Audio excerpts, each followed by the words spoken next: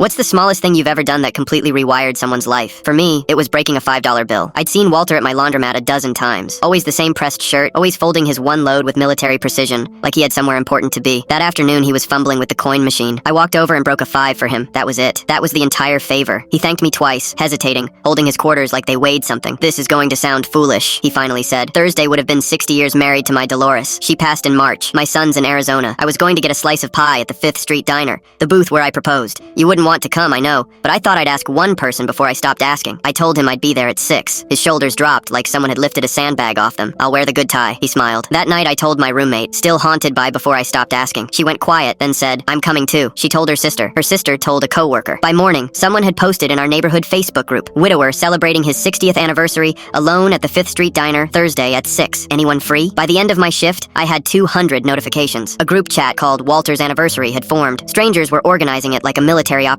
The diner owner comped the pie. A florist offered 60 red roses. A woman said her husband played trumpet and knew every 50s jazz standard. Someone asked what Dolores' favorite song was. Within an hour, the internet had tracked down Walter's son in Arizona. The answer, Moonlight Serenade. The son booked a red-eye that same night, crying on the phone the whole time he made the reservation. Thursday, 5:45 p.m. I stood on the sidewalk just to take in the scene. 40 strangers packed inside, whispering, roses on every table. The trumpet player warming up in the corner. The owner had even hung a blown-up 1966 photo of the diner by the register. At 6 sharp, Walter walked in wearing his good tie, holding a framed photo of Dolores. He froze like he'd wandered into the wrong building. He actually stepped back outside to check the sign. Then everyone shouted, "Happy anniversary, Walter!" His chin trembled. "I only asked one person," he whispered. "Yeah, well," I said. Word got around. That's when his son stepped out from behind the counter. Walter made a sound I won't try to describe. They held each other while 40 strangers politely studied their menus, pretending not to cry. The trumpet started Moonlight Serenade. Walter turned Dolores' photo to face the room so she could see everyone. He told us about dropping her ring in the coleslaw when he proposed, and the whole diner erupted laughing. He spent the night asking strangers about their lives like they were the guests of honor,